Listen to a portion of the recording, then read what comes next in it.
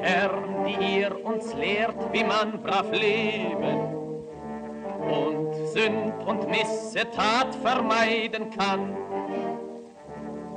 Zuerst müsst ihr uns was zu fressen geben, dann könnt ihr reden, damit fängt es an. Ihr, die ihr euren Wand und unsere Bravheit liebt, das eine wisset ein für allemal, wie ihr es immer dreht und wie ihr's immer schiebt.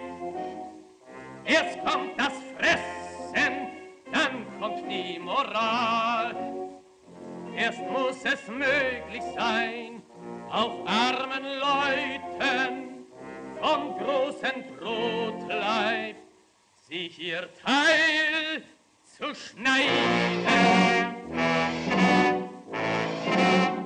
Denn wovon lebt der Mensch? Denn wovon lebt der Mensch, indem er still liegt, dem Menschen peinlich aussieht, anfällt, abwürgt und frisst. Nur dadurch lebt der Mensch, dass er so gründlich vergessen kann, dass er ein Mensch doch ist.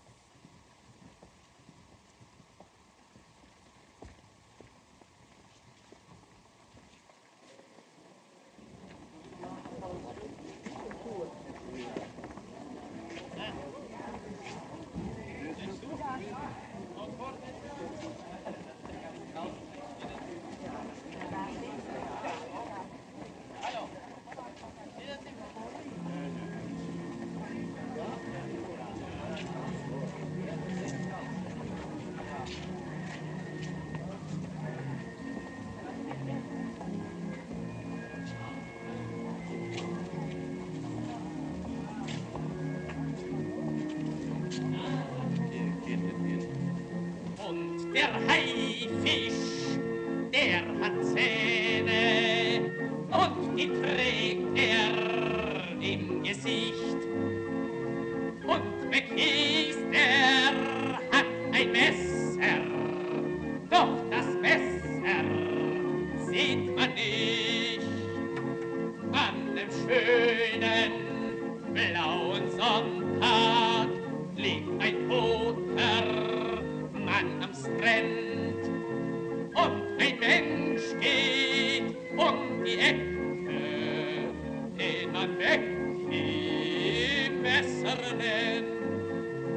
Und Stuhlmeier bleibt verschwunden und so mancher reiche Mann und sein Geld hat Messer, dem man nichts beweisen kann.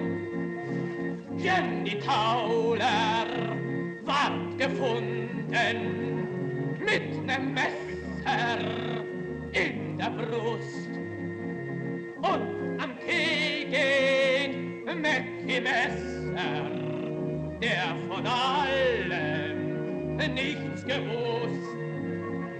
Und das große Feuer in Soho, 7 Kinder und ein Greis in der Menge, weg im Messerweg, man nichts fragt und der nichts weiß.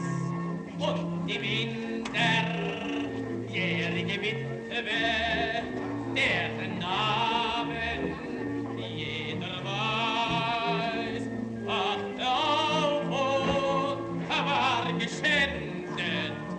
Mäcki, welches war dein Preis? Achte auf und war geschändet. Mäcki, welches war dein Preis?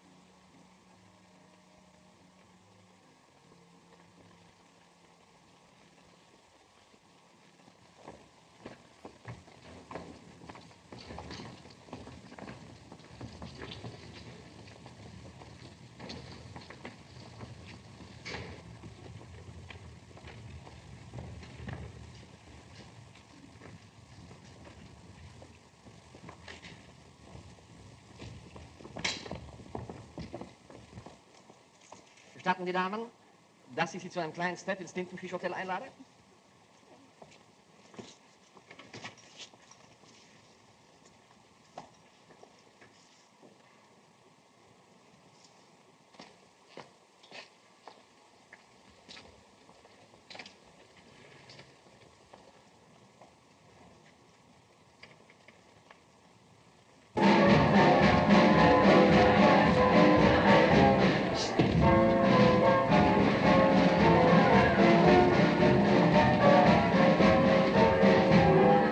Heute Abend nicht gestört zu werden.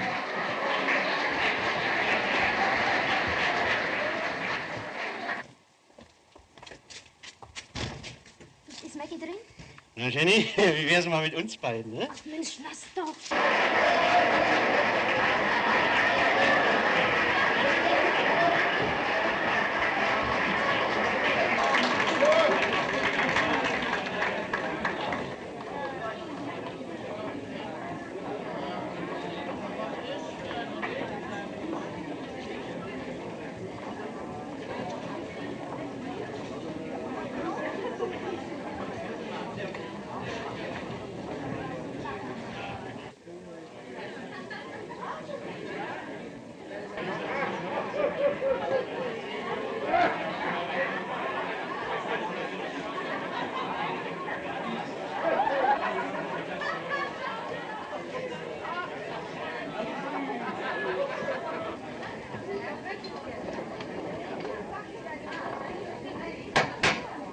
Hallo!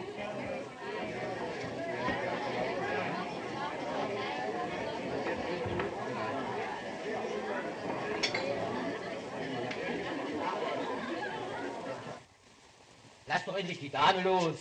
Dame? Wer ist denn hier eine Dame? Ich vielleicht? Kümmern Sie sich doch lieber um Ihre Frau, die geht jetzt gerade mit dem Kerl los, Sie, ja? Kannst du mir einen Gruß von mir bestellen?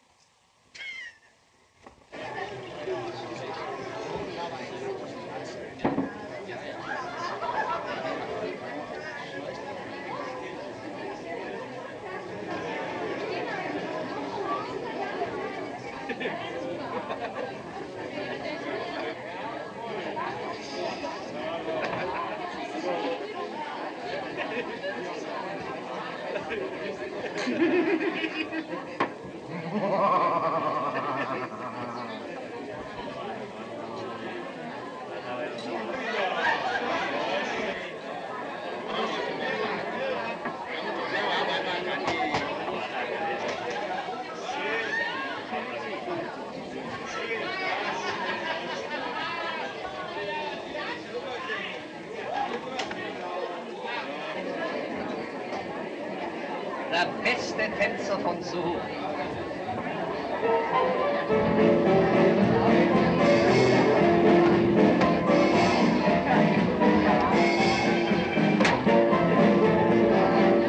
Bitte aufstellen zum Punkt.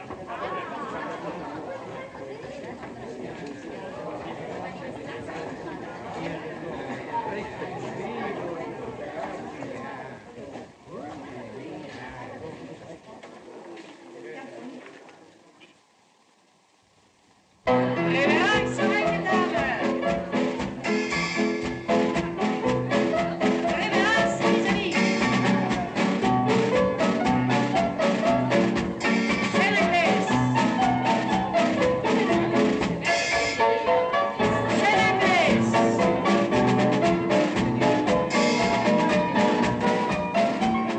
Balancez. Le main. Chaîne des dames. Chaîne des dames. Demi-promenade. Chaîne anglaise.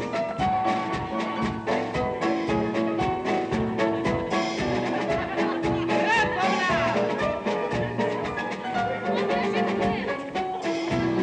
Tournée. Schneller hierher.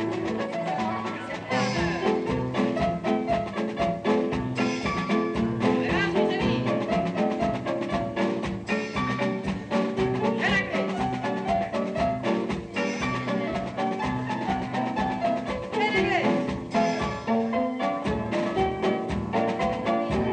Balancez. Le main.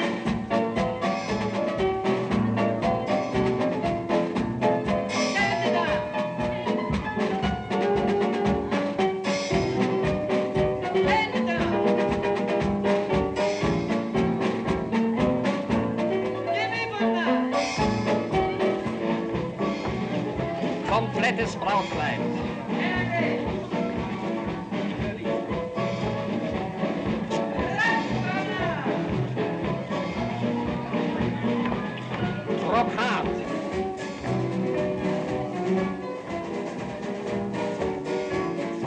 Stil vom Kapten.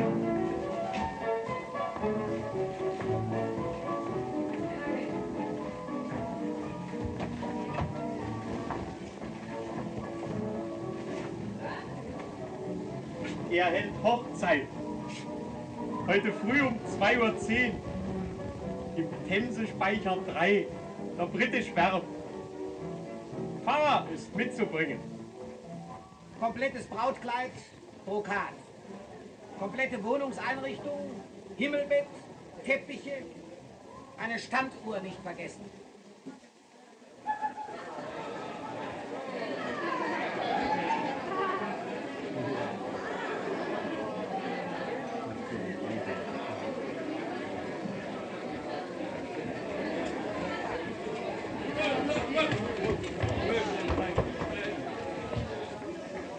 Übergeben.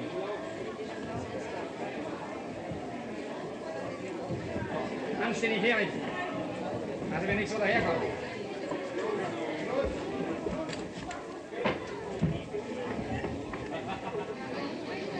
Hoffentlich ist das seine letzte Heirat.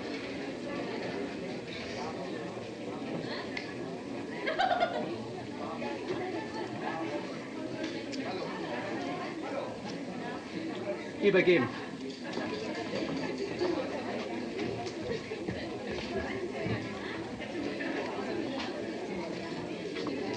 Übergeben.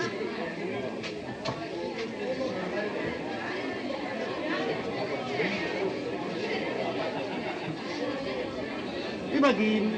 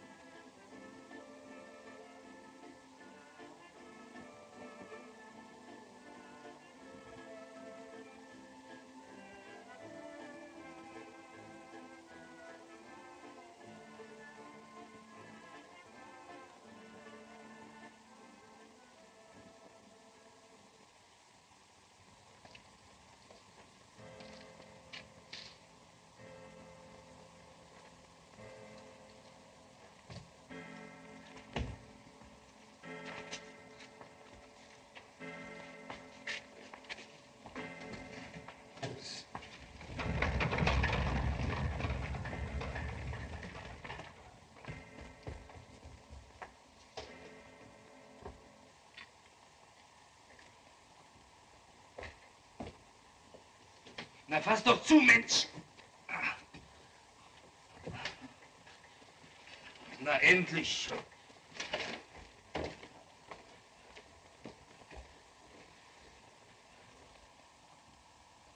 Donnerwetter. Donnerwetter. Donnerwetter. Einbruch, Einbruch, Einbruch. Einbruch bei Selfridge?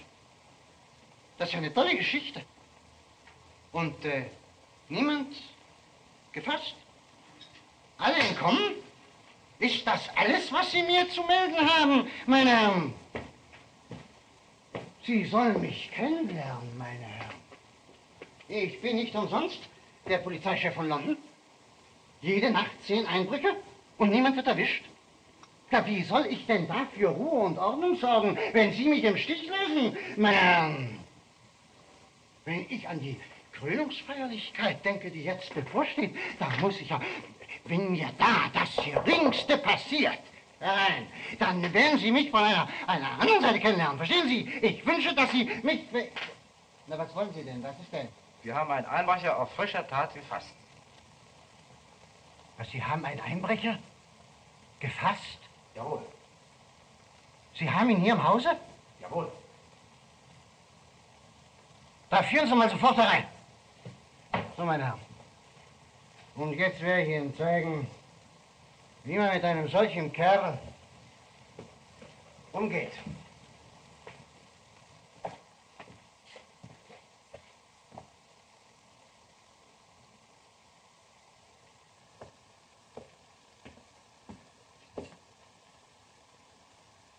Und ab.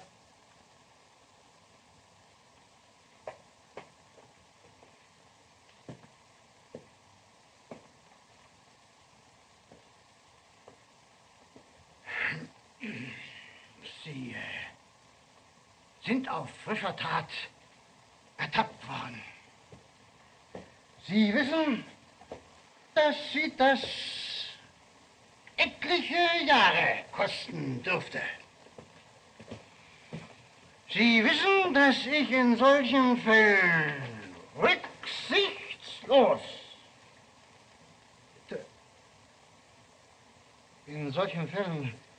rücksichtslos durchgreife.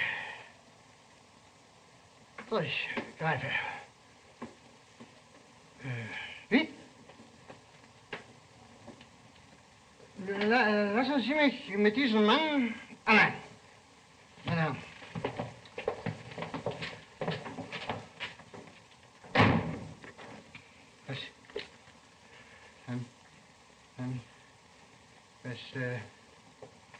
Haben Sie...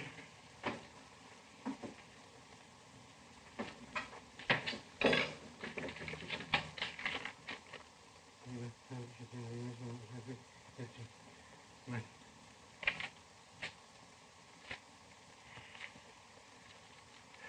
Okay. Ist gut. Gehen Sie. Das Hände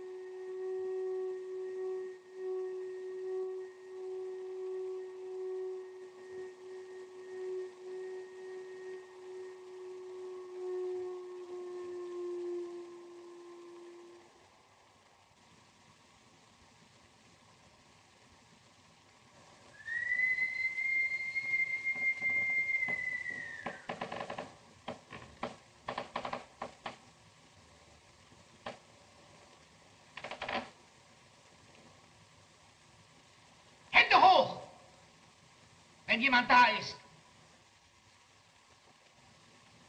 Ist jemand da? Niemand hier. Na, hier können wir ruhig Hochzeit feiern.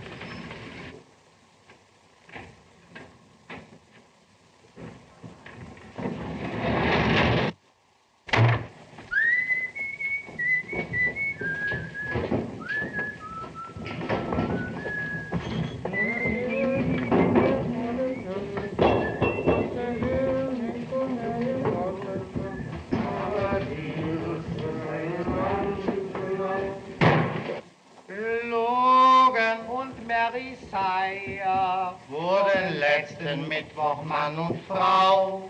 Als sie drin standen vor dem Standesamt, wusste er nicht, woher ihr Brautkleid stammt. Aber sie wusste seinen Namen nicht genau.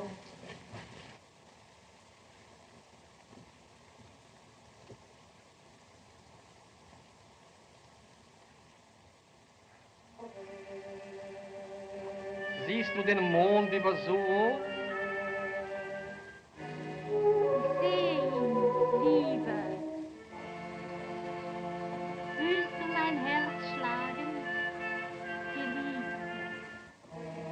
Ich fühle es, Geliebte. Wo du hingehst, da will ich auch hingehen. Und wo du bleibst, da will auch ich sein. Und gibt's auch kein Schriftstück vom Standesamt und keine Blumen auf dem Altar.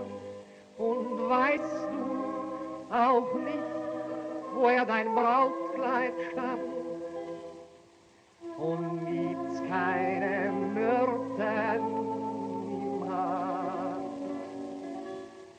Der Teller, von welchem du issest dein Brot, schau ihn nicht lang an, wirf ihn fort. Die Liebe dauert oder dauert nicht an dem oder jenem Ort.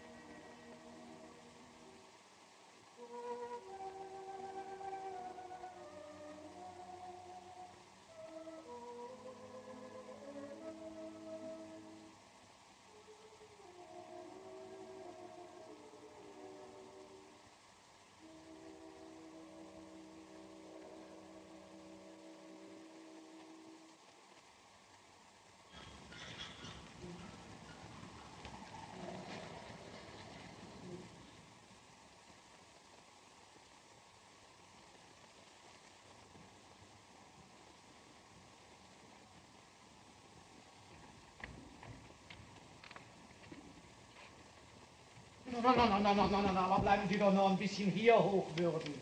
Achtung! 2:10 Uhr.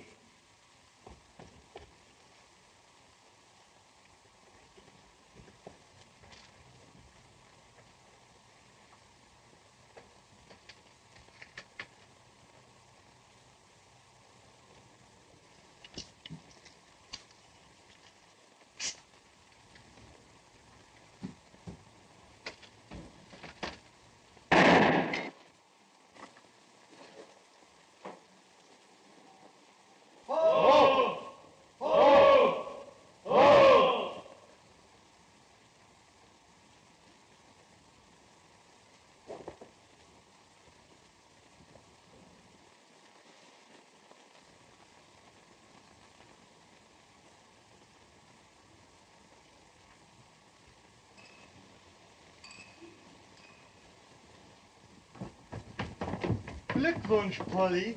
Glückwunsch, Captain. Glückwunsch!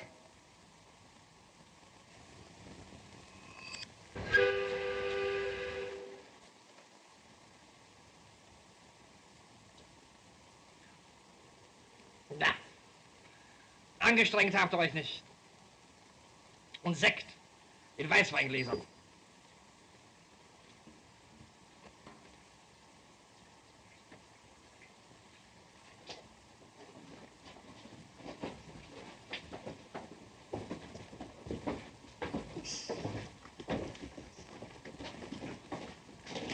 Schund! Schund!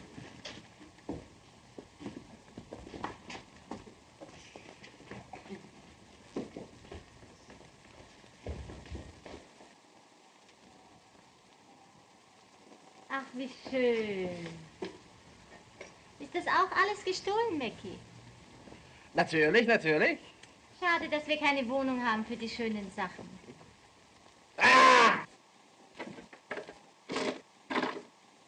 Das ist ja trostlos. Ganz Schottland Theater auf den Beinen, Captain.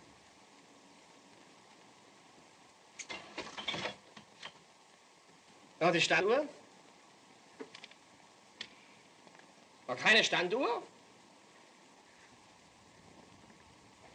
Trostlos. Bei meiner Frau ist außer sich. Ach, sowas von Versagen. Wenn ich schon mal Hochzeit feiere, wie oft kommt denn das vor? Herr Hochwürden! Ach, ich bin ja so glücklich, dass Sie gekommen sind. Und uns am schönsten Tag unseres Lebens. Dies Hochwürden ist Fräulein Pietscher, die mir aus Liebe gefolgt ist, um ihr weiteres Leben mit mir zu teilen.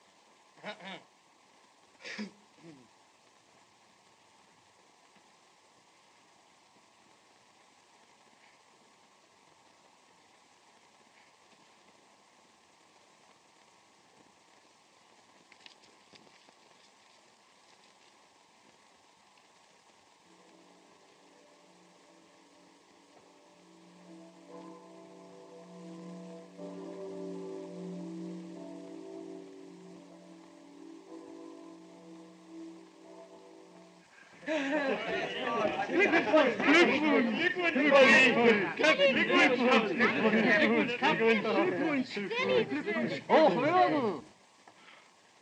Wollen Sie uns nicht die Freude machen, den heutigen Abend mit uns zu verbringen? Ich hoffe. Eine Taufe. Dazu werden wir Sie hoffentlich auch bald nötig haben.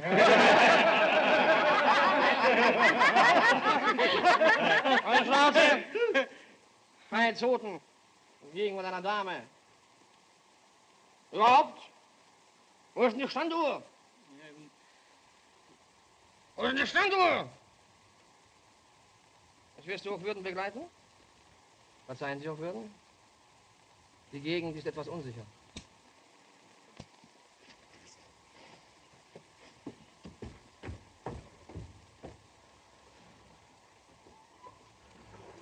So, bitte sehr, Herr Pfarrer. Vorsicht.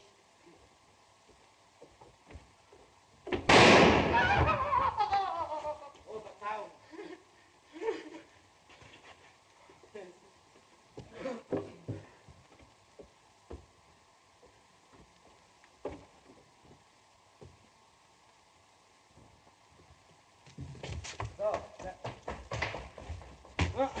Na?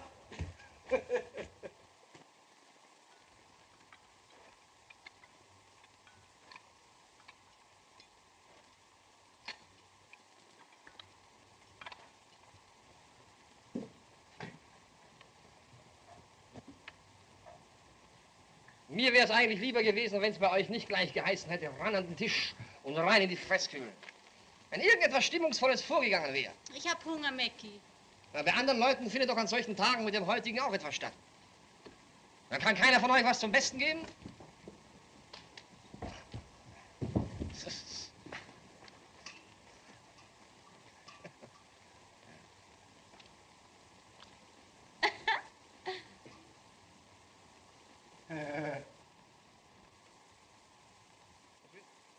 Und vor der Tür steht keiner? Das soll ich alles selber besorgen, was?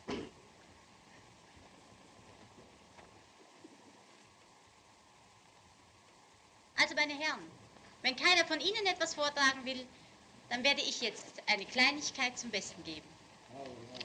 Bravo. Bravo. Bravo. Bravo.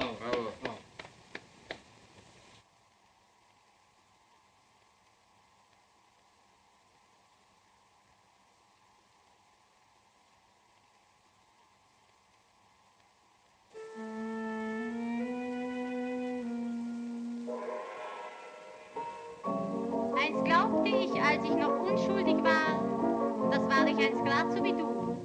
Vielleicht kommt auch zu mir einmal einer, dann muss ich wissen, was ich tue. Und wenn er Geld hat, und wenn er nett ist, und sein Kragen ist auch werktagsreich, und wenn er weiß, was sich bei einer Dame schickt, dann sage ich nicht nein. Da behält man seinen Kopf oben und man bleibt ganz allgemein. Sicher scheint der Mond die ganze Nacht, sicher wird das Boot am Ufer festgemacht. Aber weiter kann nicht sein. Tja, da kann man sich doch nicht nur hinlegen. Tja, da muss man kalt und herzlos sein. Ja, da könnte ja viel geschehen.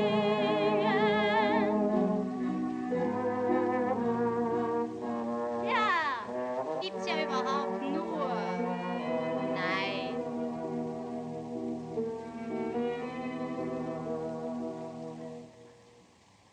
Der Erste, der kam, war ein Mann aus Kent, der war, wie ein Mann sein soll.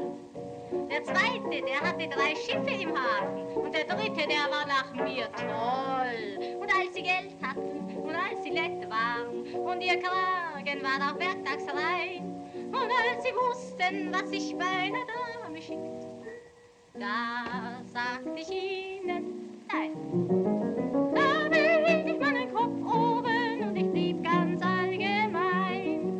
Sicher schien der Mond die ganze Nacht, sicher war das Boot am Ufer festgemacht, aber weiter konnte nichts sein. Tja, da kann man sich doch nicht nur hinlegen. Tja, da muss man kalt und herzlos sein. Ja, da könnte so viel geschehen. Ja, da gibt's überhaupt nur Nein. Nein? Jedoch eines Tages, und der Tag, der war blau, kam einer, der mich nicht war. Der hängte seinen Hut an den Nagel in der Kammer und ich wusste nicht mehr, was ich tat. Und als er kein Geld hatte und als er nicht nett war und sein Kragen war auch sonntags nicht rein und als er nicht wusste, was sich bei einer Dame schickt, zu ihm sagte ich nicht nein. Da behielt ich meinen Kopf nicht oben und ich blieb nicht allgemein. Ach, es schien der Mond die ganze Nacht, es war das Boot am Ufer losgemacht und es konnte gar nicht anders sein. Ja, muss man sich doch einfach noch hinlegen. Ja, da kann man doch nicht kalt und herzlos sein. Ja, da muss es doch geschehen. Und doch gab's überhaupt kein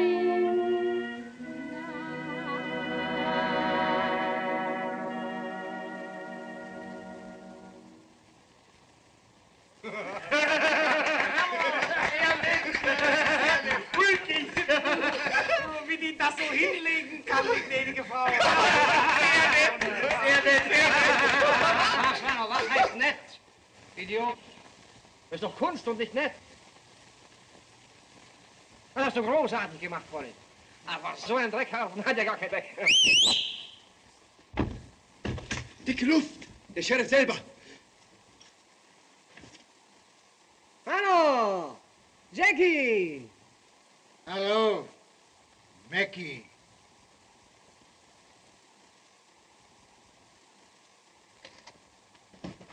Hallo, Jackie. Hallo, Maggie.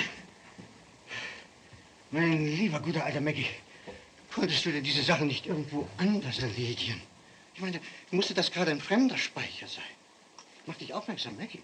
Das ist ein Einbruch. Ja, das ist sogar ein neuer Einbruch. Aber Jackie, ich freue mich doch, dass du zur Hochzeit deines alten Freundes gekommen bist. Naja, das habe ich ja furchtbar gern getan. Furchtbar gern habe ich das getan. Und ich gratuliere dir auch recht herzlich zu diesem Fest.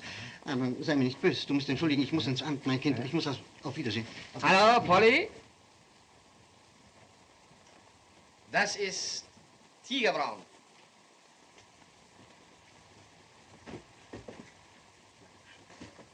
Chef der Londoner Polizei. Wo waren wir nicht überall?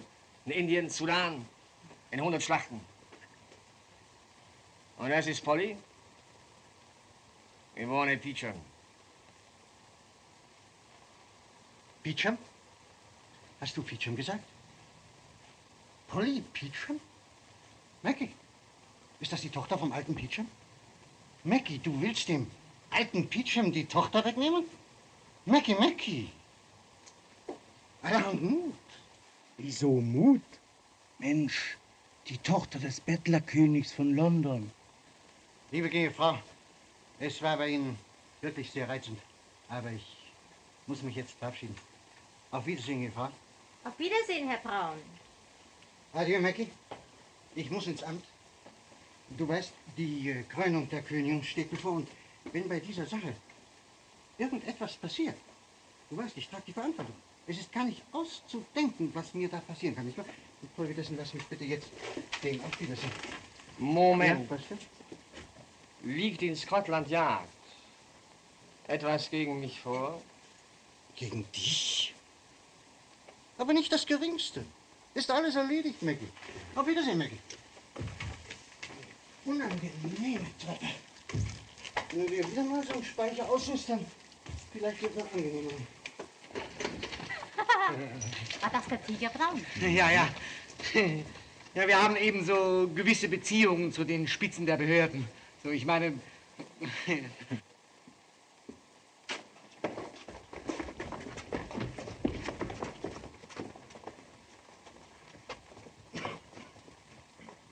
Captain, jetzt kommt das Größte. Na, was denn? Noch eine kleine Überraschung. Und Mary Sire, wo den letzten Mittwoch Mann und Frau. Hoch sollen's leben, hoch, hoch, hoch. Als sie drin standen vor dem Standesamt, wusste er nicht, woher ihr Volk stammt, aber sie wusste seinen Namen nicht genau.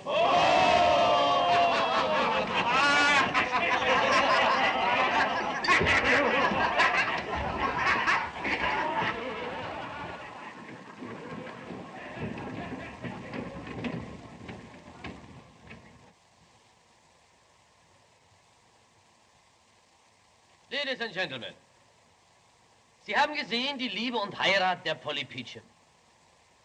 Ich werde Ihnen jetzt zeigen die Macht des Bettlerkönigs. Oder, wie er sich selber nennt, des ärmsten Mannes von London.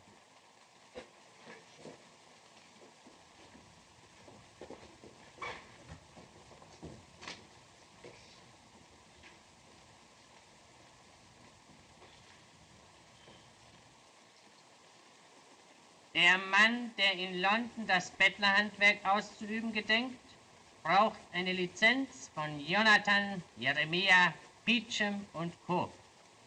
20 Schilling. 10, Herr Beecham.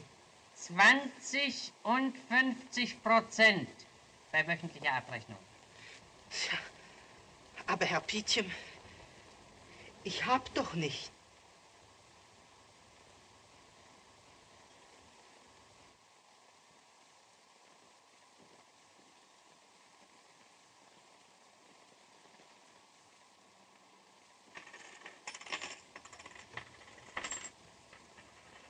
Frau Beecham!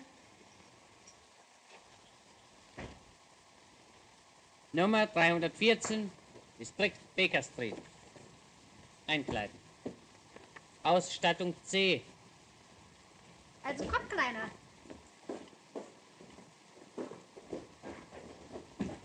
Die Abrechnung, Herr Beecham.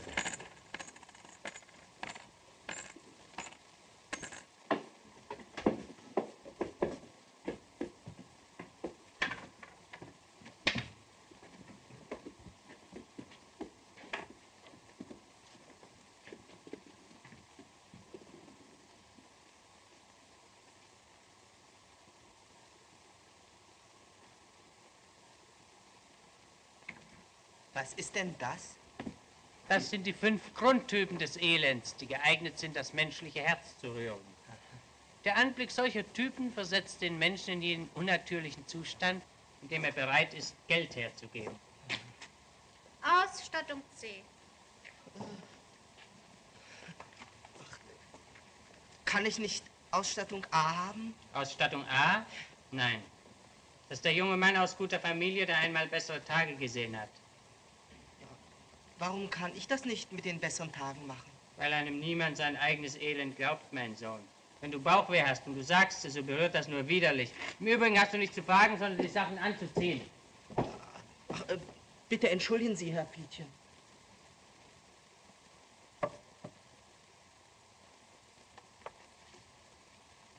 Mach doch mal ein bisschen plötzlich, Kleiner. Ich kann dir deine Hosen doch nicht bis Weihnachten halten.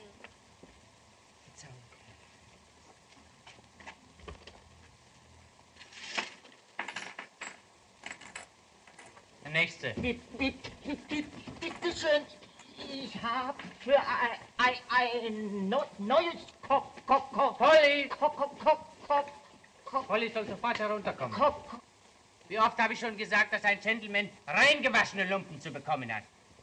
Die Löcher sind nachzubrennen und die Flecken mit Stearinkerzenwachs einzulassen. Wer es bezahlen kann, hat auch das Recht auf eine Kluft, die ihm das Mitgefühl seiner Klienten garantiert.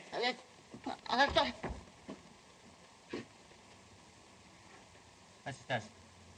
Die Abrechnung. Ist das alles?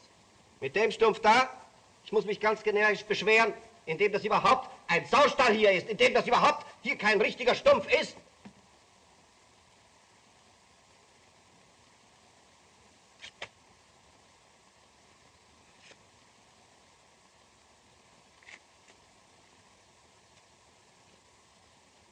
So, mein Junge. Jetzt kannst du wieder arbeiten gehen. Herr Beecham, das...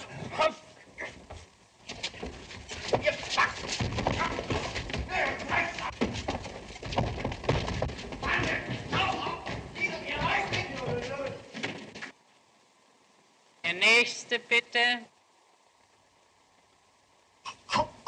Kostüm Wo ist denn Polly?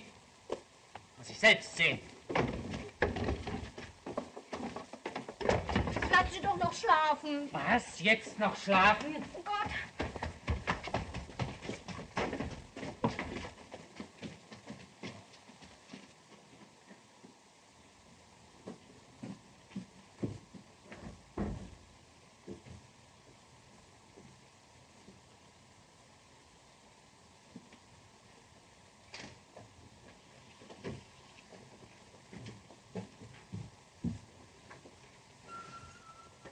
Polly ist nicht nach Hause gekommen?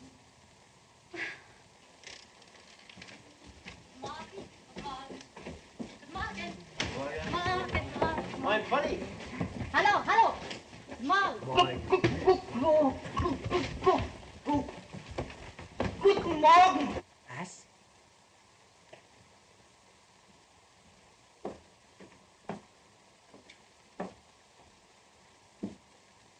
Stock mit Elfenbeingriff? Ja. Mackie-Messer. Oh Gott, oh Gott.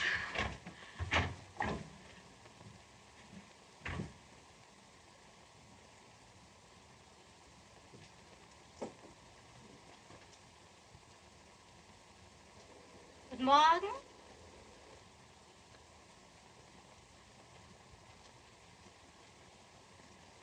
Verbrecherschlampe.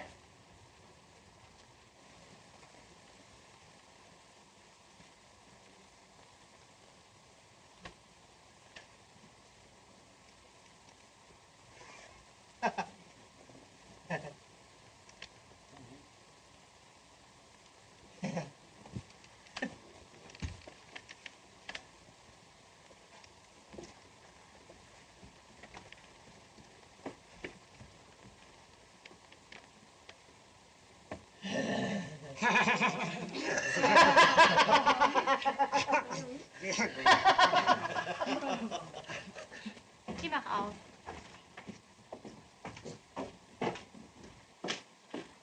Du wirst dich scheiden lassen. Aber ich liebe ihn doch. Wie kann ich mich denn da scheiden lassen? Und ich werde dir den Hintern versohlen. Aber das hilft nichts, weil die Liebe größer ist, als wenn der Hintern versohlt wird. Jetzt! Jetzt!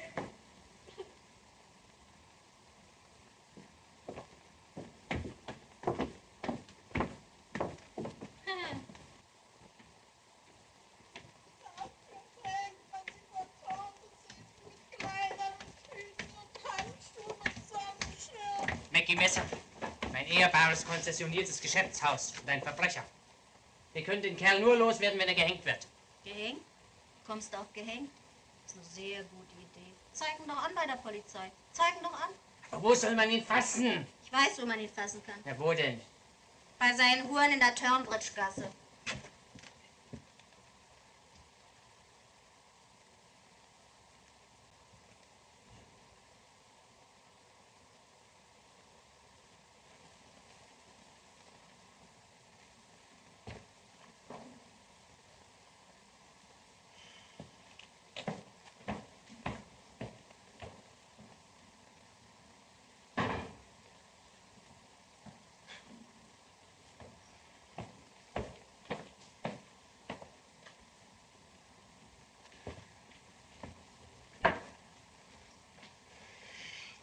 Tja, tut mir sehr leid, aber da kann die Polizei gar nichts machen. So. Die Polizei kann da nichts machen. Dann ist es aber scheußlich ungerecht, was mit Ihnen geschehen wird. Mit mir? Wieso? Wieso?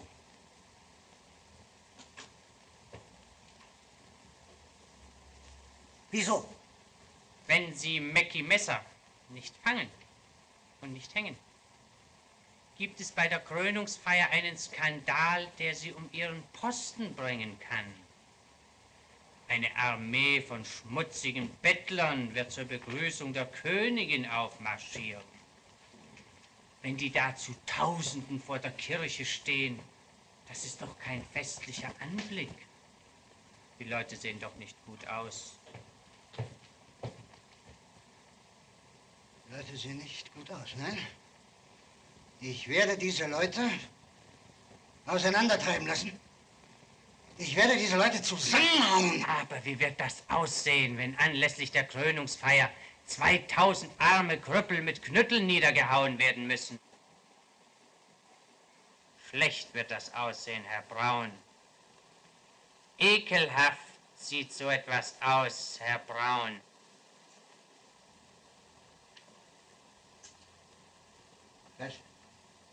Das ist eine Drohung. Das ist eine Erpressung. Ich werde Sie abführen lassen. Herr Pitschum, wo ist denn meine Klingel? Ich werde Sie telefonisch abführen lassen.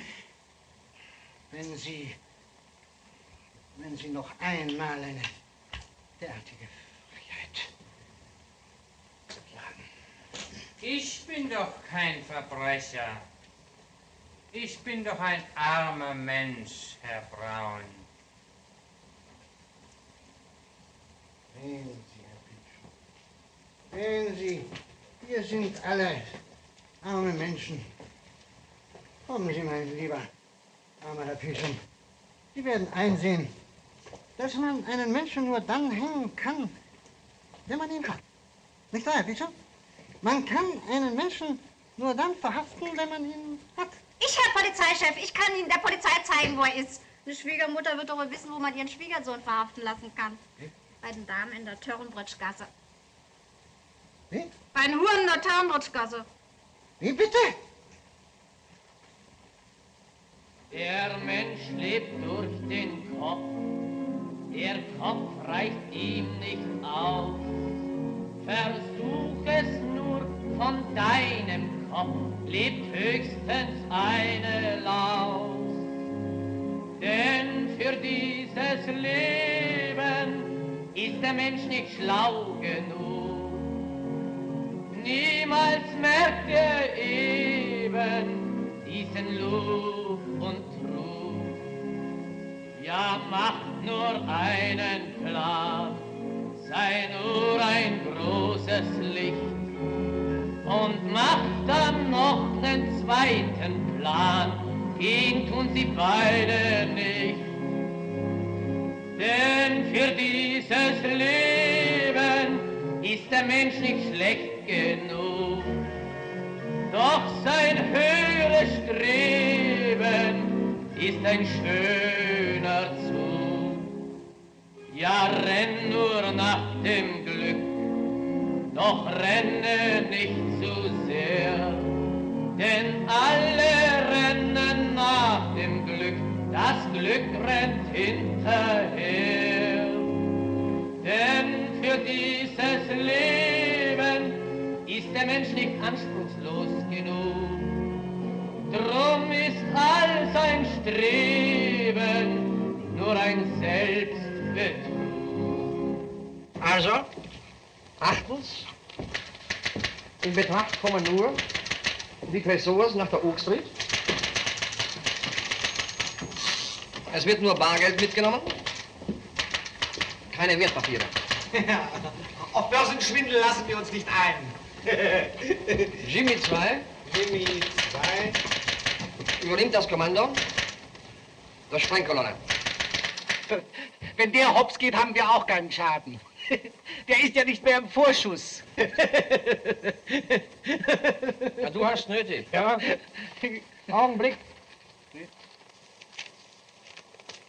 3, 4, 5 goldene Uhren Monatsleistung? Nee, ein bisschen wenig.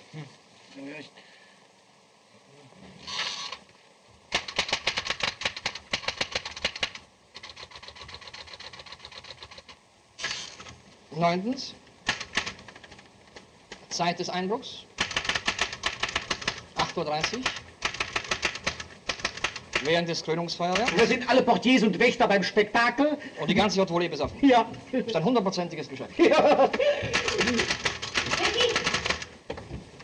Nicky! Hallo, Polly. Was hast du denn? Was ist denn los? Nicky, du musst gleich packen. Ah, Blödsinn. Was ist denn los? Doch, Nicky, du musst sofort weg.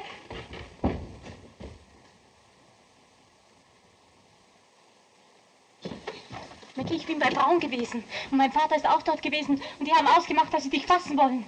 Nicky, du musst sofort packen. Ach, Unsinn. Na komm doch her, Polly. Ich will gleich mal was anderes mit dir machen als packen. Nein, Nicky, das dürfen wir jetzt nicht. Weißt du, Nicky, Braun hat zuerst zu dir gehalten, aber dann ist er zusammengebrochen.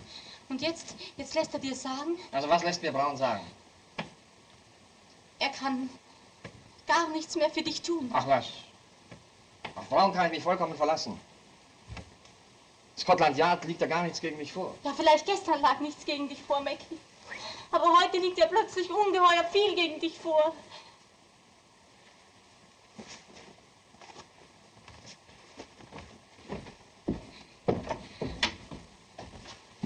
Und in Winchester hast du 2 minderjährige Schwestern verführt. Ja, mir haben sie gesagt, sie wären über 30. Beide zusammen. Also freier Kunde, dein Herr Vater. Da ist der Dank dafür, als ich seine Tochter geheiratet habe. Also schön. Wenn ich jetzt gehen muss, dann wirst eben du die Leitung des Geschäftes hier übernehmen.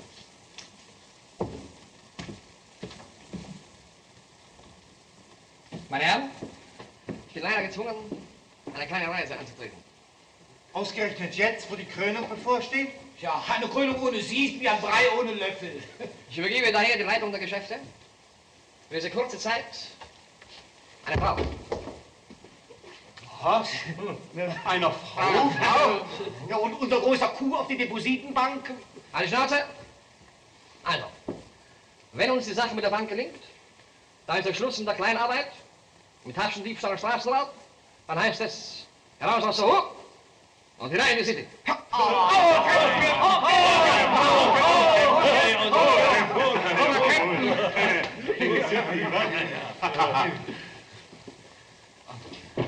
Also auf Wiedersehen, ihr Armleuchter. Auf Wiedersehen, Captain! Auf Wiedersehen! Auf Wiedersehen! Auf Wiedersehen!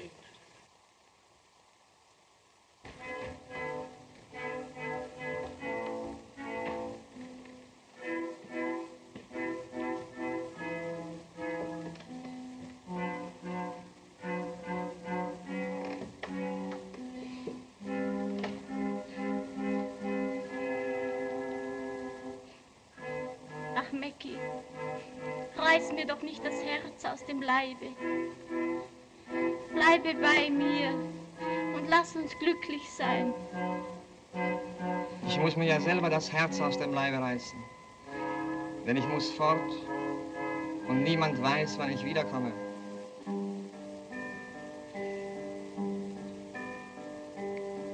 Es hat so kurz gedauert. Hört es denn auf? Vergiss mich auch nicht, Mackie, in den fremden Städten. Ich vergesse dich nicht, Polly. Küss mich, Polly.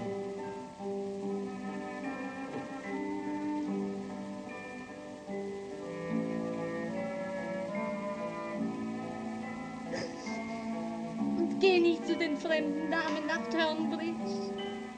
Ich liebe ja nur dich. Adieu, Polly.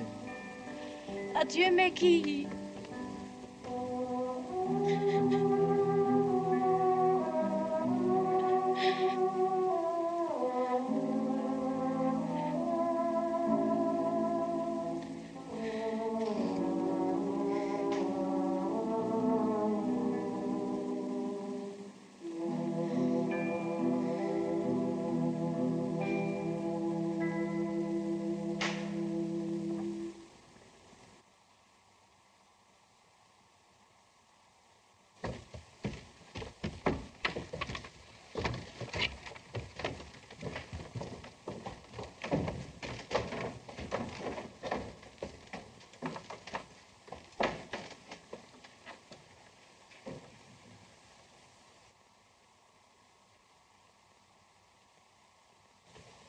Übernehme ich das Kommando.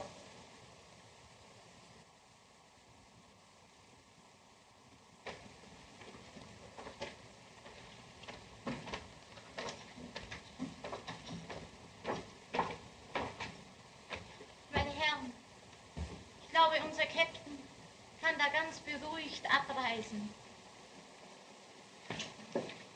Wir werden das Ding schon speisen. Was? Meine Herren, klassisch. Nicht wahr? Meine Herren. Schon. Ich habe ja hier nichts zu sagen, aber ich weiß wirklich nicht, ob in einer solchen Zeit eine Frau der richtige Mann ist. Natürlich nicht gegen Sie gerichtet, gnädige Frau. Der Sauhund. Natürlich ist das nicht gegen mich gerichtet. Sonst hätte die eine der Herren schon längst die Hosen ausgezogen und er den Hintern versohlt. Nicht wahr, meine Herren?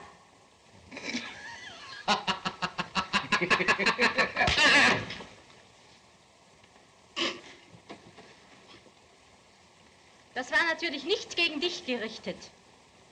Da war aber was dran. Das könnt ihr mal glauben. Großartig! Unsere Frau Captain weiß das richtige Wort zu finden. Bravo!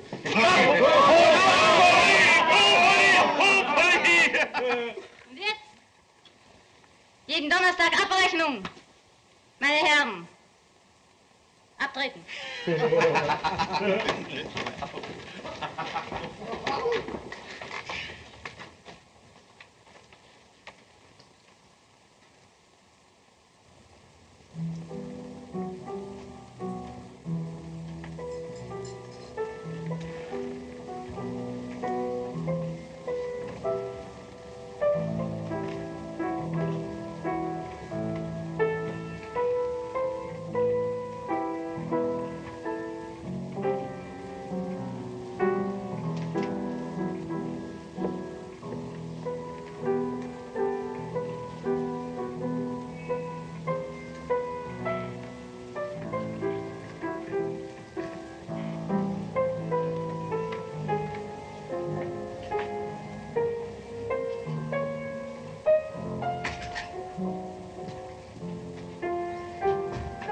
Jamie, es ist jemand da für dich.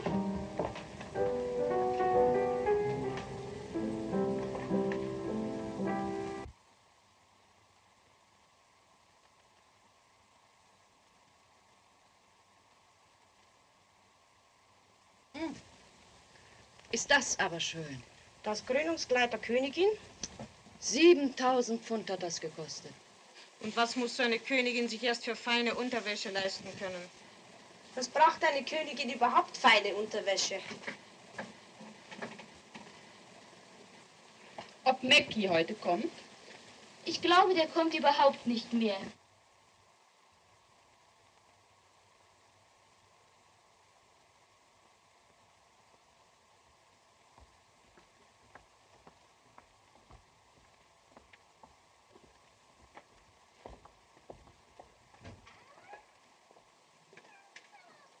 Meine Tochter hat er mir genommen.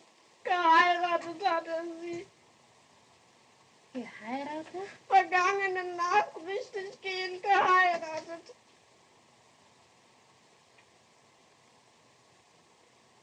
So.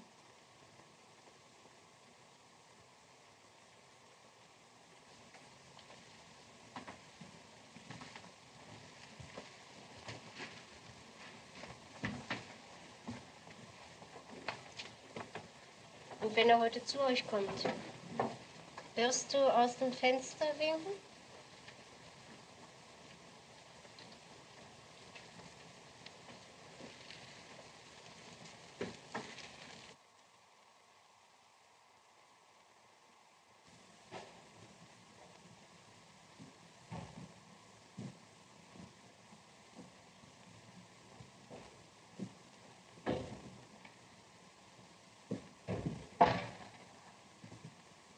Hallo, war ein Kaffee? Mackie! Mackie!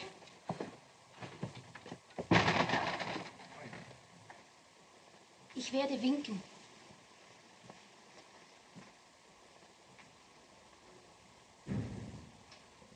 Mackie, um Gottes Willen, wie kommst du denn hierher? Hoppla, hoppla. Mon Kaffee? Aber hast du denn dein Steckbrief nicht gelesen? Ja, ich weiß. Na, heute ist doch mein Donnerstag. Ich kann mich doch durch solche Lappalien nicht in meinen Gewohnheiten stören lassen. Guten Tag, Mackie. Ich gratuliere dir zu deiner Heirat. Kannst dir leid tun, dass du nicht dabei warst. War 1A. Jenny, komm doch her. Na, Jenny. Na, so komm doch.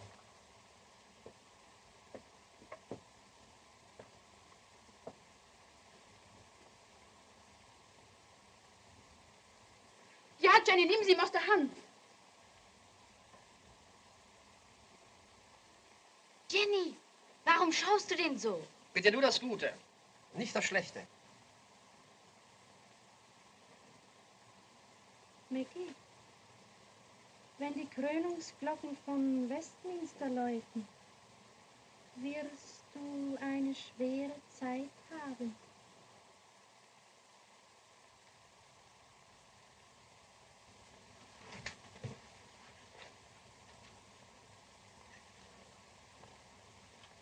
Hut und Stock. Ich gehe.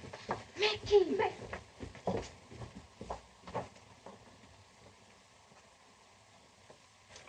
Gewehr!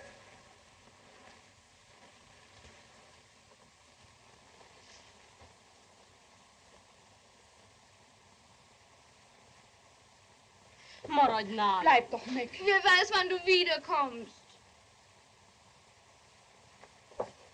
Du kannst dich darauf verlassen.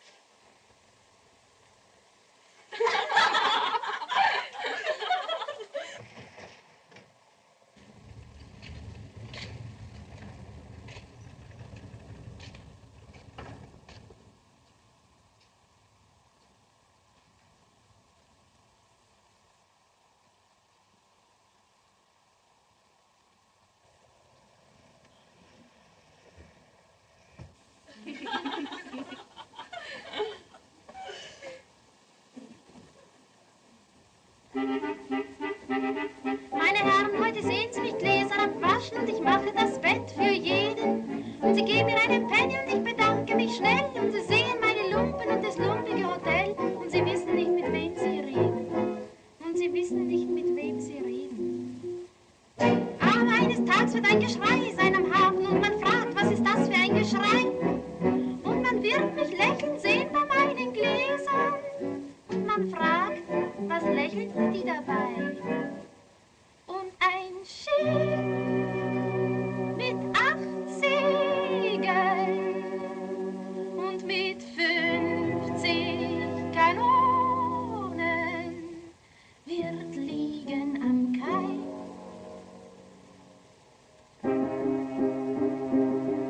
Meine Herren, da wird wohl ihr Lachen aufhören, denn die Mauern werden fallen hin. Und am 3. Tage ist die Stadt dem Erdboden gleich, nur ein lumpiges Hotel wird verschont von jedem Streich. Und man fragt, wer wohnt besonderer darin? Und man fragt, wer wohnt besonderer darin? Und in dieser Nacht wird ein Geschrei auf das Hotel sein und man fragt, warum wird das Hotel verschont? Und man sieht mich treten aus der Tür gegen Norden und man sagt, die hat darin gewohnt. Und ein Schiff mit 8 Segeln und mit 50 Kanonen wird beschießen die Stadt.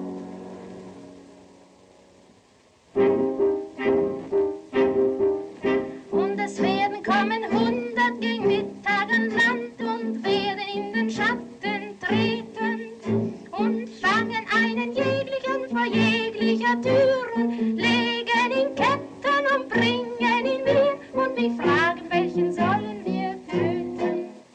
Und mich fragen, welchen sollen wir töten? Und an diesem Mittag wird es still sein am Hafen, wenn man fragt, wer wohl sterben muss. Und da werden sie mich sagen hören, alle, dann der Kopf fällt, sage ich Hoppla. Und das Schiff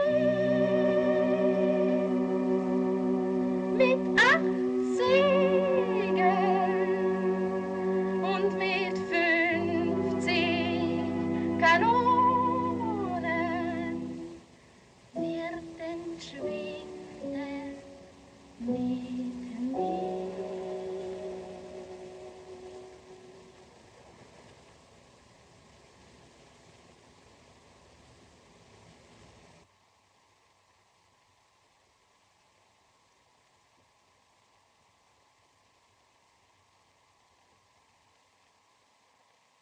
Jenny, denkst du noch an die Zeiten, bevor mein Stern über dieser Stadt aufging? Wenn ich auch heute Mackie Messer bin, so werde ich dich, Jenny, niemals vergessen.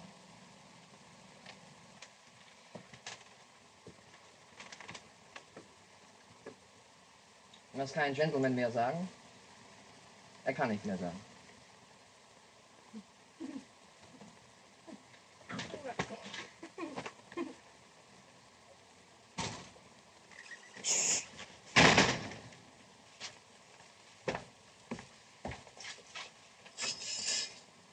Maggie, du musst fliehen.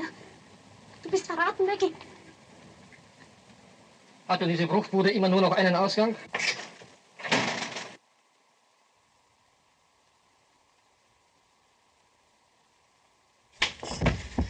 Fangt ihn! Er ist zum Fenster raus!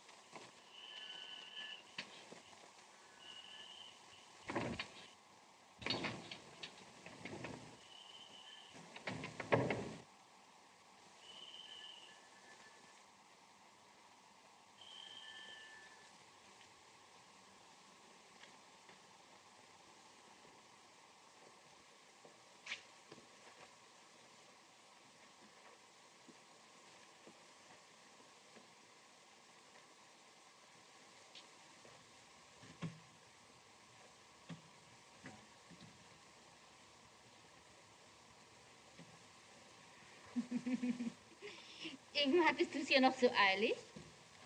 Ja, da habe ich doch nicht das Vergnügen gehabt.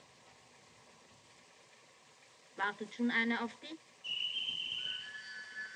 Also lass dich ruhig warten.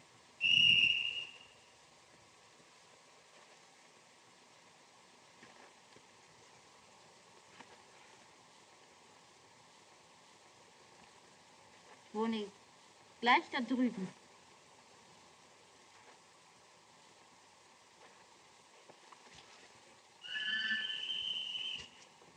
Was ist denn da schon wieder los? Kümmert dich nicht drum. Komm, los!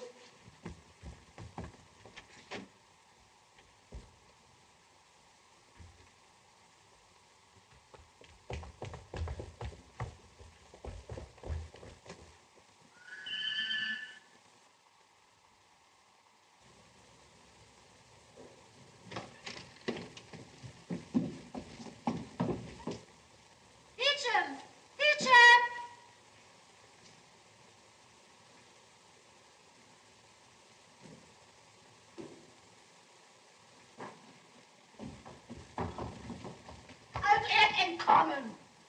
Entkommen? Deine Mädchen haben ihn laufen lassen. Die Mädchen. Die Mädchen. Braun heißt das Mädchen. Tigerbraun hat sein Freundchen entkommen lassen. So. Jetzt hat Herr Braun ausgebraunt.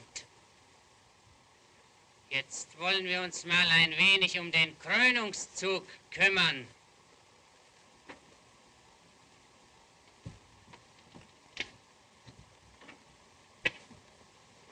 Gerade haben wir uns kennengelernt, dann gehst du schon wieder weg.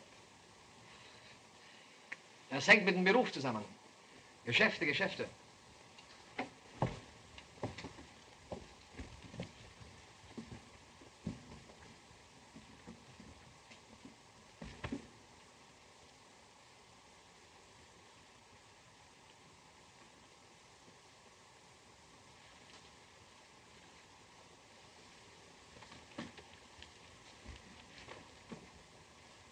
Komm bald wieder. Natürlich, natürlich.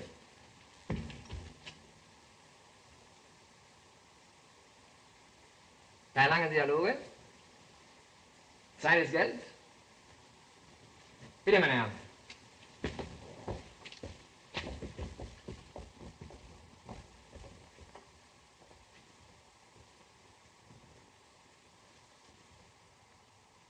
Ladies and Gentlemen, Sie haben gesehen, Kühnheit und Leichtsinn des Maggie Messer.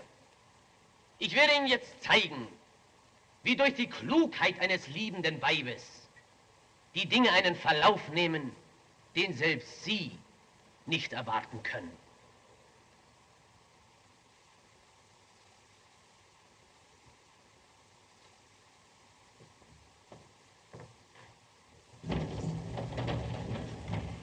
Die Herren vom Aufsichtsrat.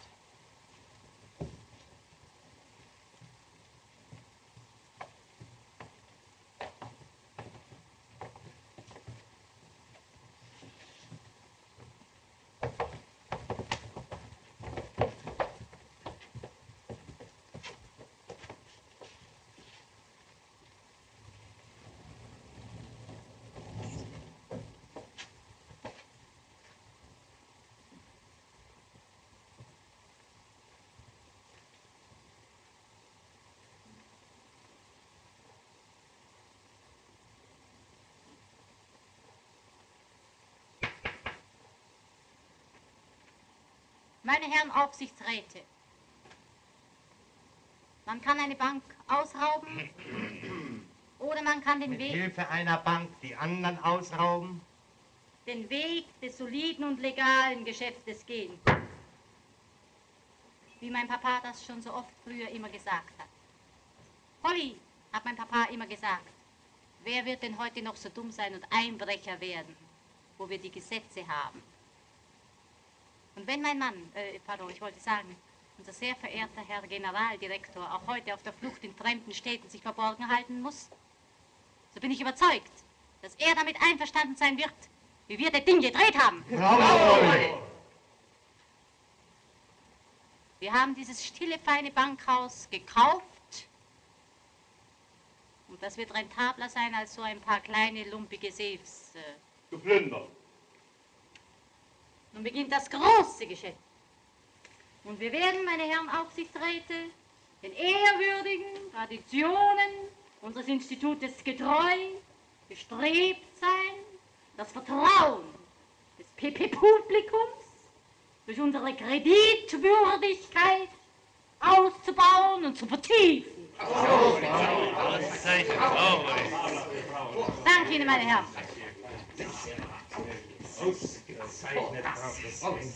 Bravo, Polly! Bravo, Polly! Bravo!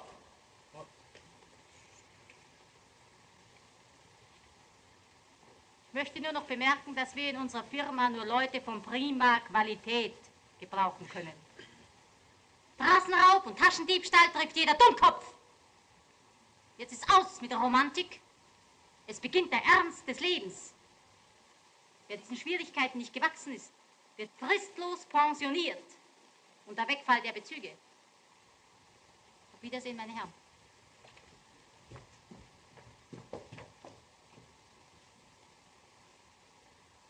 Mensch, da kannst du aber was lernen.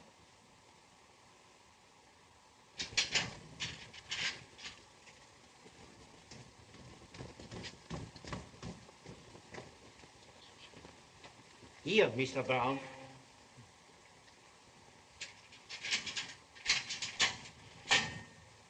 Wollen Sie ihn sehen? Nein. Gottes Willen. Machen Sie das bitte ganz allein. Smith? Ja? Geben Sie ihm zu essen. Smith. Anständig. Smith. Wein. Auch Zigaretten? Natürlich Zigaretten, selbstverständlich. Das heißt, Smith, er raucht doch nur Zigarren. Kommen Sie, geben Sie ihm diese Zigarren. Viele wird er ohnehin nicht mehr rauchen. Smith?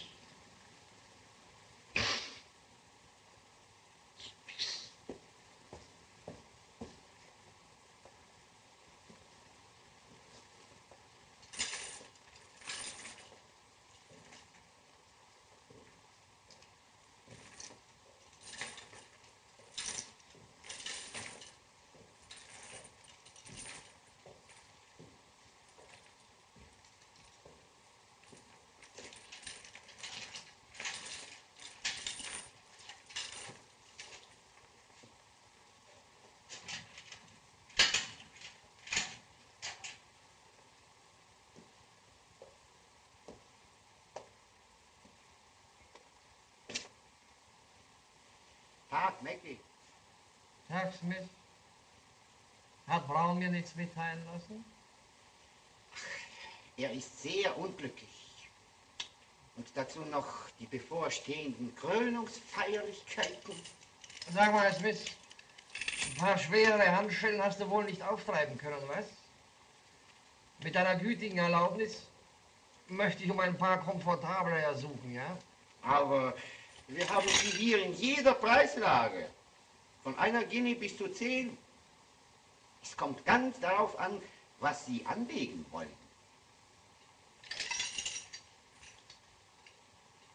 Ja, was kosten gar keine? 50.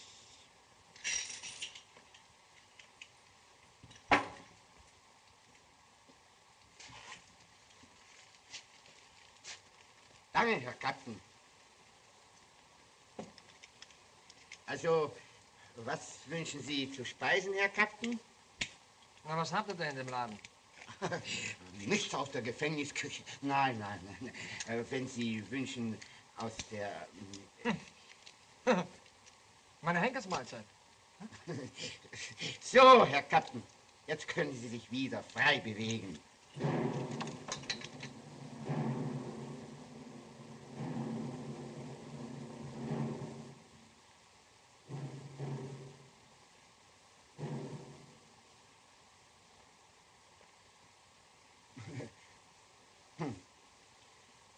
Das ist ein anderer, Herr Captain.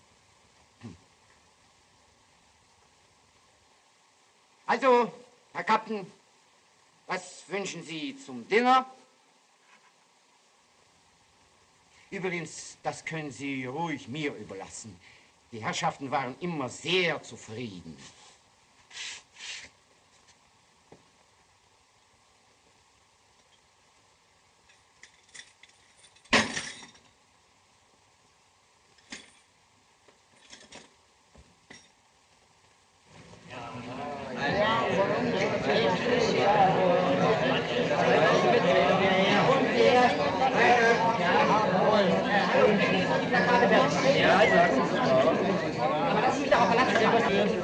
Zug 6 und 8 sollen zusammengehen. Hallo, hier Schild. Jawohl, ich schicke sofort herüber. Gruppe 2 fertig. Dann marschiert los. Man könnte aber losgehen. Hier kommt ein an. Ja. Platz für Kurier. Offizier 4 soll Offizier 3 ablösen. Ja, ist gut. Soll ich den Ordner beschreiben? Hallo, ihr Pilz. Gut, gut. 10. Distrikt ist auch fertig. Punkt 8 Uhr, Anschluss an den 4. Distrikt beim Nelson-Denkmal. Ja, wir haben doch auch wirkliche Krüppel. Wie können wir denn da schon um 8 Uhr da sein? Ihr müsst... Sag ihm Bescheid. Ja, die Ordner von 5 sind auch da. Gut, gib ihn auch nach da. Ja, schön. Oh. Also marschiert mal auf los.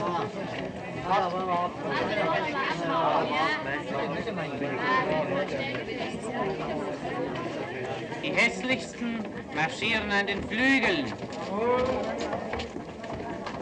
damit die hohen Herren etwas Nettes zu sehen bekommen.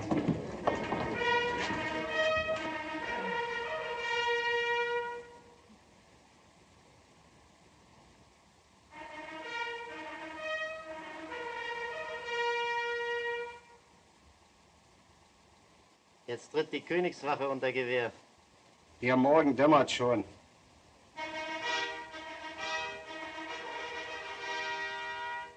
Sie werden uns über den Haufen reiten. Wozu hast du denn die Steinhand? Und wenn sie auf uns schießen? Meine Herren, in dieser Stunde marschieren 1432 Ihrer Kollegen, um der Königin ihre Aufwartung zu machen. Auch ihr wollt euch im Glanz des Festes zeigen, ihr Ärmsten der Armen, die ihr längst in den Kloaken von Turnbridge verkommen wärt, wenn ich mir nicht in meinen schlaflosen Nächten ausgedacht hätte, wie man aus eurer Armut einen Penny herausziehen kann. Denn ich habe herausgebracht, dass die Besitzenden dieser Erde das Elend zwar anstiften können, aber sehen können sie das Elend nicht. Sie haben ein hartes Herz, aber schwache Nerven. Und wir wollen heute ihre Nerven nicht schonen. Zu Tausenden wollen wir an ihren Nerven zerren. Denn unsere Lumpen verdecken unsere Wunden nicht. Meine Herren, haben Sie keine Angst. Die Königin wird es nicht zulassen, dass man Krüppel mit Bajonetten attackiert. Vorwärts! Vorwärts! Der Aufspielsche wäre doch auf! Schluss! Herr Gemäßer Bankpräsident!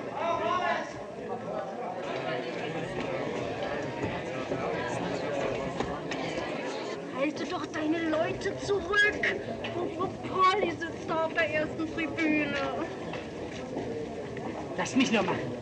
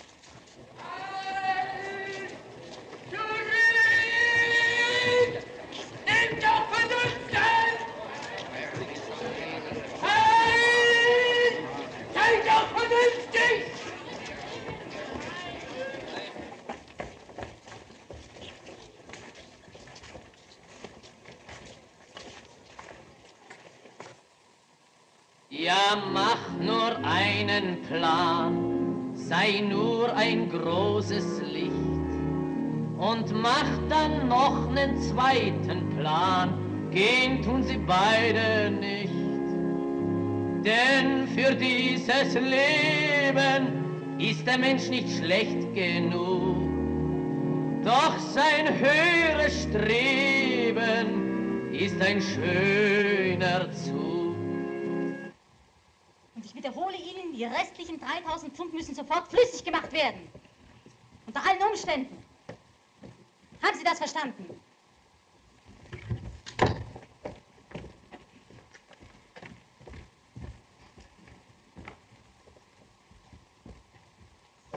Sind Sie aufgeregt, meine Herren? Ich bin ruhig. Dass aber ausgerechnet der Tigerbraun, sein bester Freund, ihn verhaften lässt, Das muss doch irgendetwas zu bedeuten haben.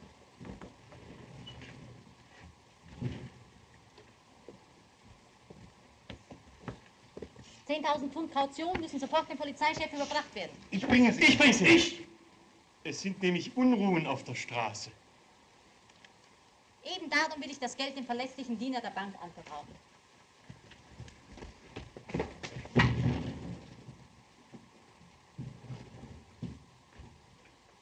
11 Uhr, meine Herren. Warum sind Sie noch nicht auf der Börse?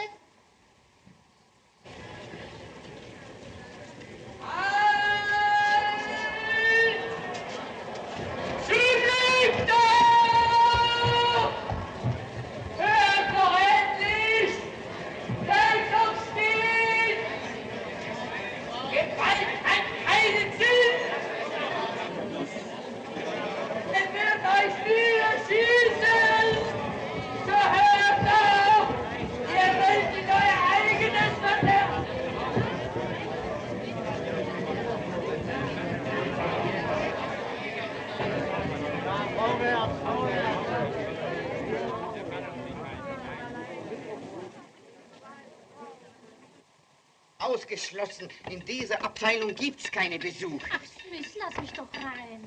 Jenny, wenn die hier jemand sieht, das kann ich ja gar nicht verantworten. Liebling, ich gehe doch gleich wieder fort. Ich will doch diesen verdammten Schuft nur noch einmal sehen. Aber Jenny... Smith, Maggie und ich, wir waren doch einmal sehr gut miteinander. Ja, ich weiß, aber... Smithchen, du kannst mich auch heute Abend besuchen. Hm? Das darf ich nicht.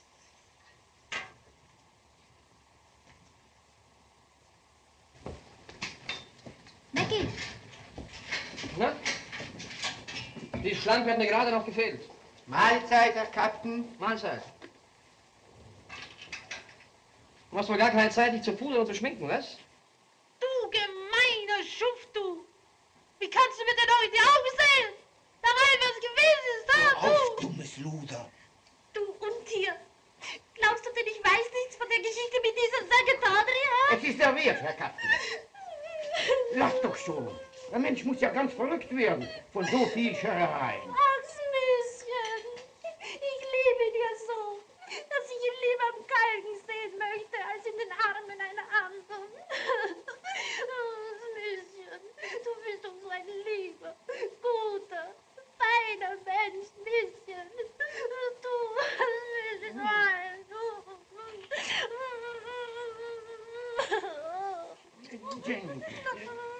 Jenny, lass mich doch! Nein, ich lass dich nicht, Smithchen, nein, ich kann Aber dich Jenny! nicht lassen, nein. Jenny, Smith, lass mich doch! Nein, ich kann nicht, lass dich nicht, Smithchen, nein. Auf Wiedersehen! Lass mich doch! Jenny!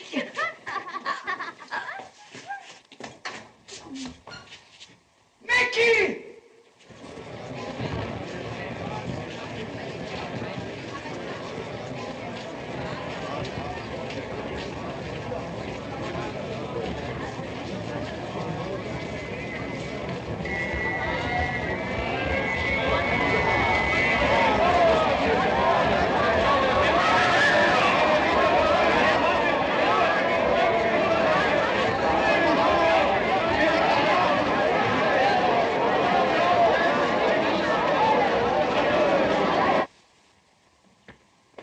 Über 300 Bettler marschieren am Piccadilly.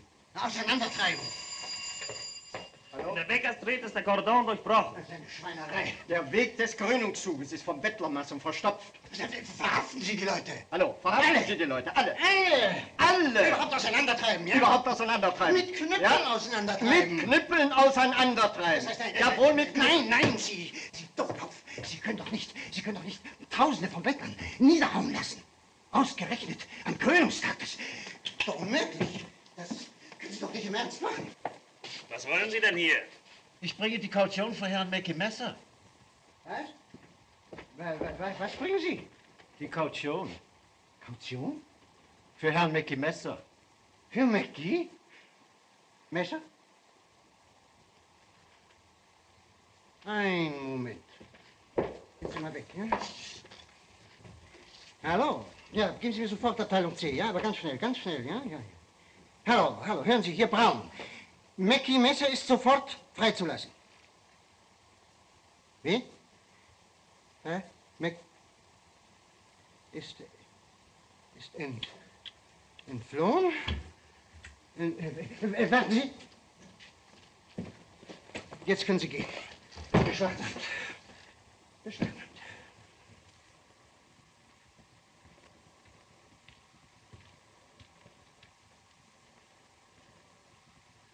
Hallo!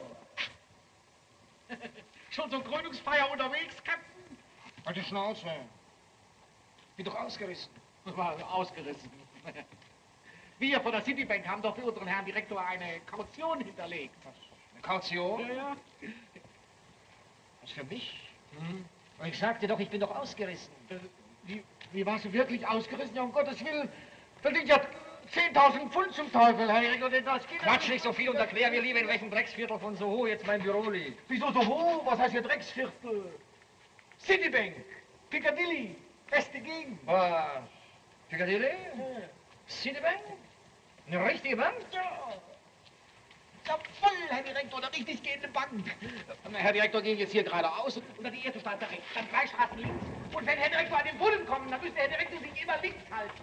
Nicht rechts, links, links.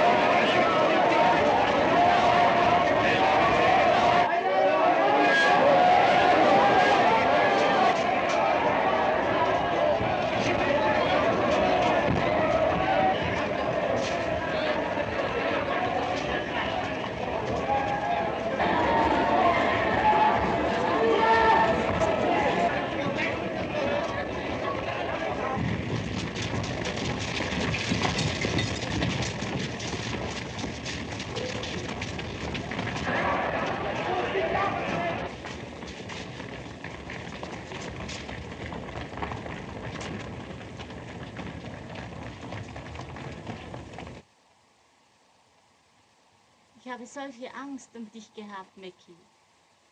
Die anderen sind hinter dir her gewesen wie Bluthunde. Hast du auch nicht vergessen, Polly, dich jeden Tag schön zu schminken? Genauso, als ob ich da gewesen wäre? Mackie, ich sehe nur auf deinen Mund. Und dann höre ich gar nicht mehr, was du sprichst. Bist du mir auch treu gewesen? Du hast dich gut gehalten, Polly. Bin sehr zufrieden mit dir. Hast du die Post schon angesehen? Ach, Mackie, sprich doch jetzt nicht von Geschäften. Küsse lieber deine kleine Polly und schwöre ihr, dass du sie nie, hörst du, nie. Ich glaube, wir müssen uns umziehen, Polly. Die Krönungsfeierlichkeiten haben schon begonnen. Der Polizeikordon ist durchbrochen. Der Krönungszug ist in Auflösung. Vor Westminster Riesenzüge von Bettlern. Roll ihn runter.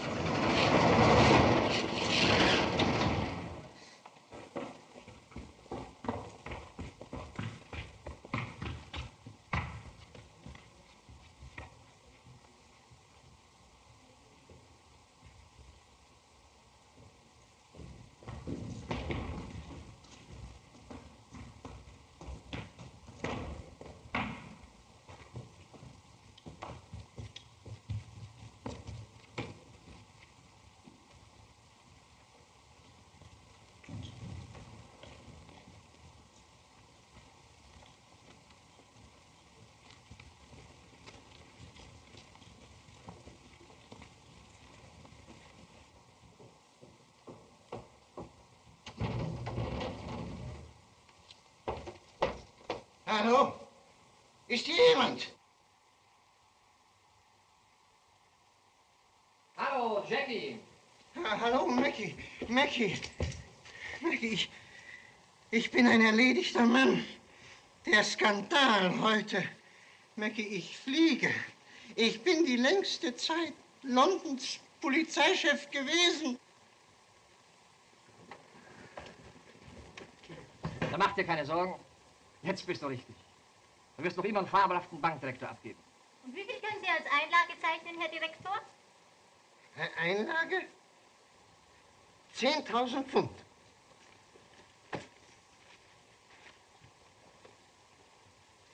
Seine Kaution. Ich hab sie gerettet. Na, ihr Armleuchter, da könnt ihr was lernen. Komm, setz dich an die Schaluppe. Segel mal rein in Whisky. Meine Polly? Meine Herren? Sie sehen heute in der Mitte einen Mann, den der unerforschliche Ratschluss des Königs hoch über seine Mitmenschen gestellt hat, der dennoch mein Freund geblieben ist, in allen Stürmen und so weiter und so fort.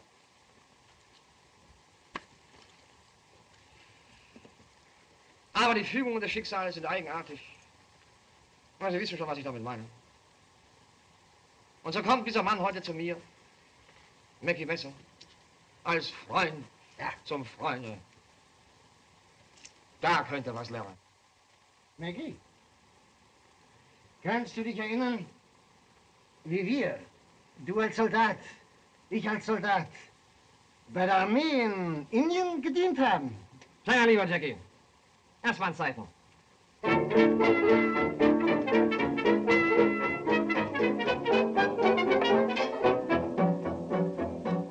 John war da runter und Jim war dabei. Und George ist Sergeant geworden. Doch die Armee fragt keinen, wer er sei. Und marschierte hinauf nach dem Norden. Soldaten wohnen auf den Kanonen, von Kap bis Hutschbehaar. Wenn es mal regnete und es begegnete ihnen eine neue Rasse, eine braune oder blasse, da machten sie vielleicht auch raus ihr Bipsel, da.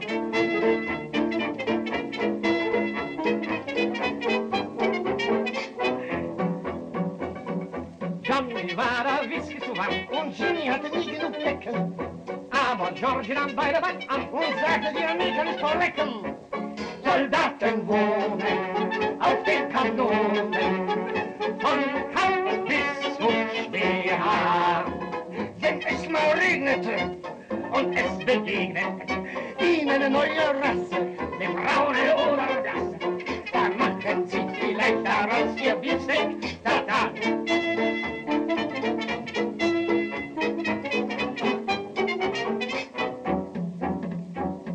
John ist gestorben, Jimmy ist tot. Und George ist vermisst und verdorben. Aber Blut ist immer noch Brot. Für die Armee wird jetzt wieder geworben. Soldaten wohnen auf den Kanonen, von Kap bis Kutsch. wenn es mal regnete.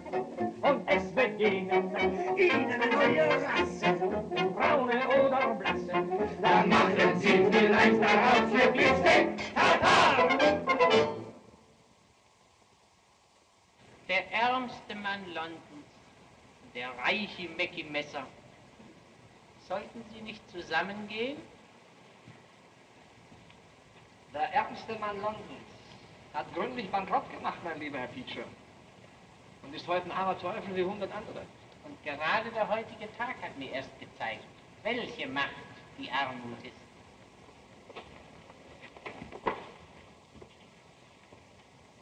Mit eurem Geld und meiner Erfahrung ist ein Geschäft zu machen.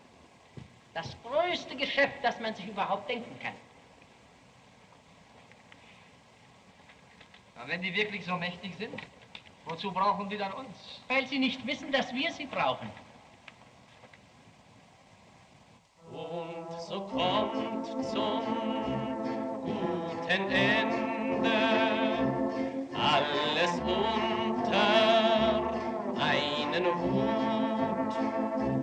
Ist das nötige Geld vorhanden, ist das Ende meistens gut, dass nur er im trüben Fische hat der Hinz den Kunz bedroht, doch am Ende vereint am Tische essen sie des armen Brot.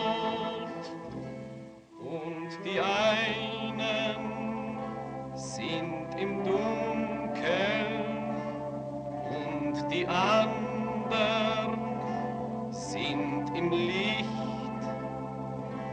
Und man sieht